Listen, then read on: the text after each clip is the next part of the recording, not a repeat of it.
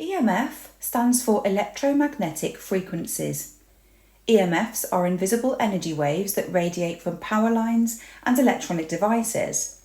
The devices that give out EMFs include Wi-Fi routers, mobile phones, televisions and microwaves. Many of us have these devices, and with the popularity of wireless technology, this means we're exposed to EMFs at higher levels than ever before. Although we get to experience the benefits of using these devices, there is evidence to suggest that prolonged exposure to EMFs can pose health risks, both to our physical health and mental health.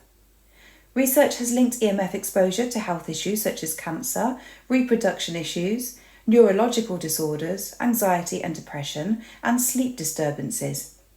Now, we might not want to throw out all of these devices, but if we are going to use them, there are steps we can take to protect ourselves and to reduce the damage that's being caused.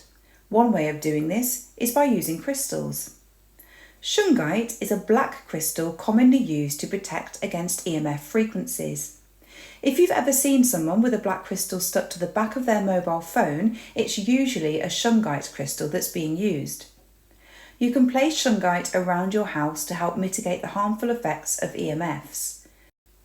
The reason it works is because Shungite is primarily made of carbon, including fullerenes, which can absorb and neutralise electromagnetic radiation. So by placing Shungite crystals around your home, close to your electronic devices, or by wearing Shungite in a piece of jewellery, this can help to reduce the amount of EMFs you absorb. Shungite comes in many different shapes and sizes. The tower is particularly attractive, so it's ideal to be placed in a position where it's quite visible. You can also get Shungite pyramids and cubes, or you can simply buy it as a tumblestone. I have Shungite by my TV, next to my Wi-Fi router, by my laptop, and I have a Shungite sticker on the back of my mobile phone. I also wear Shungite every day on a necklace.